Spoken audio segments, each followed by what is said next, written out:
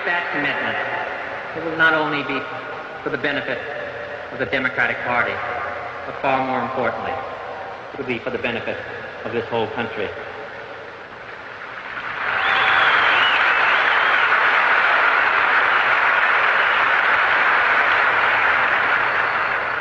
When we look at this film, we might think that President Kennedy once said that we have the capacity to make this the best generation in the history of mankind, or make it the last. If we do our duty, if we meet our responsibilities and our obligations, not just as Democrats, but as American citizens, in our local cities, in towns, and farms, in our states, and in the country as a whole, then this country is going to be the best generation in the history of mankind.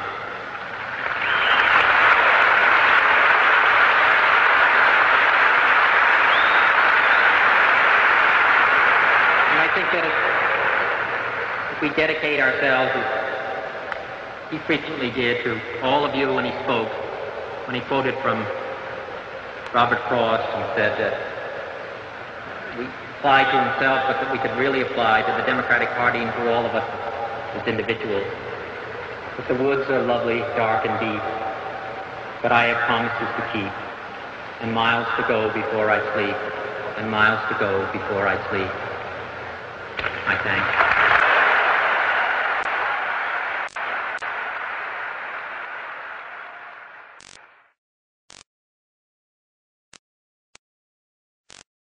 Many leading members of the Democratic and the Liberal parties here in the state of New York have talked to me about being a candidate for the United States Senate.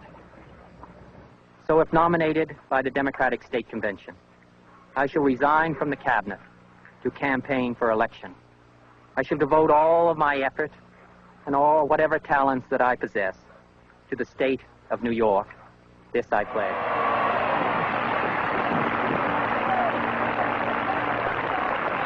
You know, I even had problems when I was upstate. And people couldn't understand my accent. And I explained it was Glen Cove and Long Island. They don't know what you're saying. You say the cop went down the path, and they don't know what that means. This is an honor and a pleasure that I've never had before. To introduce my son on a platform. I can tell you, of course, a great deal about him. I used to spank him with a ruler. It gives me great pleasure to introduce my seventh child, Robert Francis Kennedy. I want to thank my mother for the kind introduction. That's what we've gotten down to in this campaign. After some of these polls came out that we were not doing too well, we took Mother. Experience since I did it 72 days Yeah, I know. I'm going to tell them you did.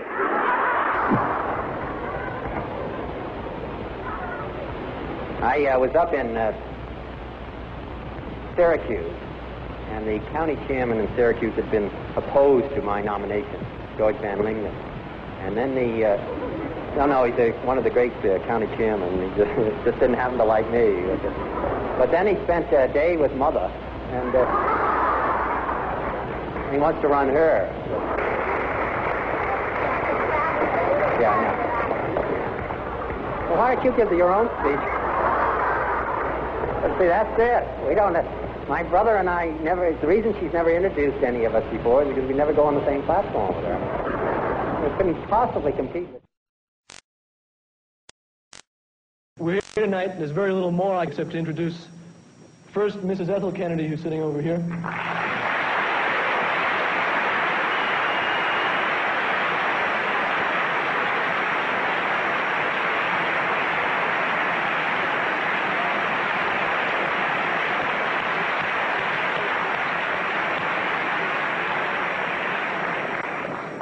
And secondly, the former Attorney General of the United States and candidate for the United States Senate from New York, Robert F. Kennedy.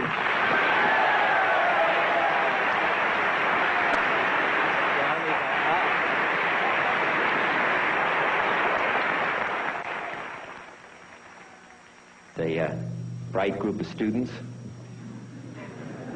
I've learned to say that since I've been a candidate. I thought maybe that you'd have some questions and we could just proceed, and but the things that are not brought out, maybe I just say them in the end. Do you want to try to do that? Go ahead. Sir, could you tell us why you chose to run from New York rather than Massachusetts or Virginia or someplace else?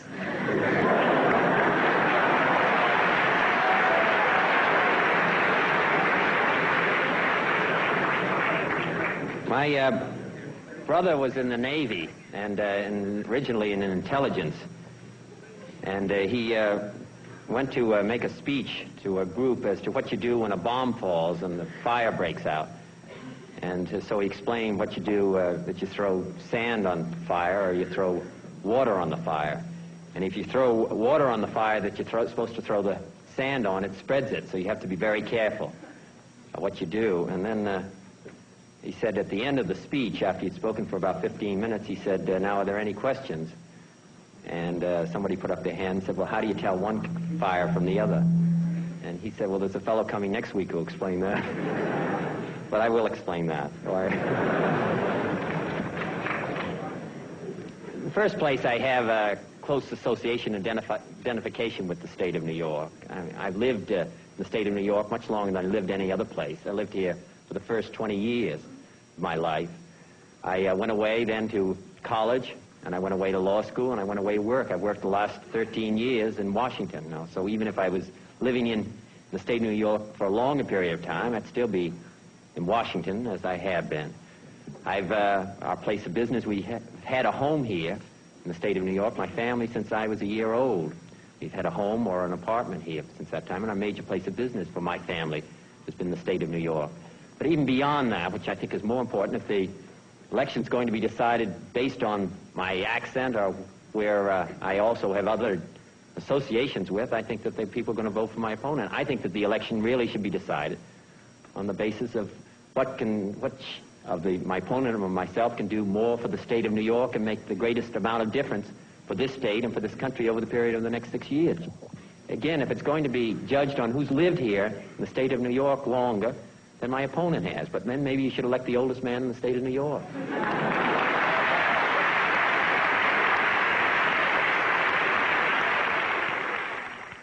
Mr. Kennedy, I'd like to ask you a question which seems to me very close to the heart of the matter, and if it sounds blunt, so be it.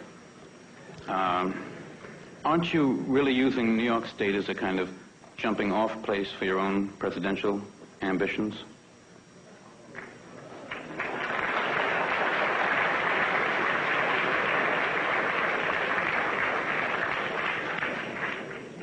First, let me say, I have really two choices over the period of the last 10 months. I could have stayed in, I could have retired, and my father has done very well, and I could have lived off him.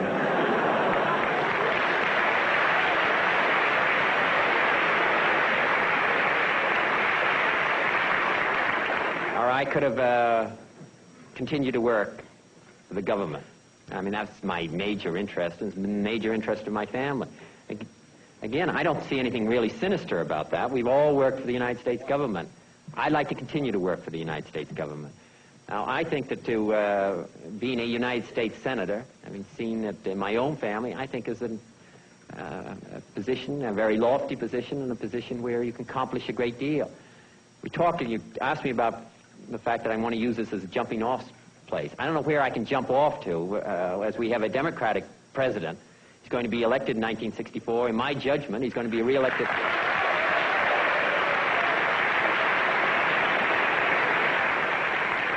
He's going to be re-elected in 1968, so that the earliest that I'm going to be jumping off someplace is 1972, which is 8 years from now. I'm going to have to be a wonderful United States senator in 8 years. I'm going to have to get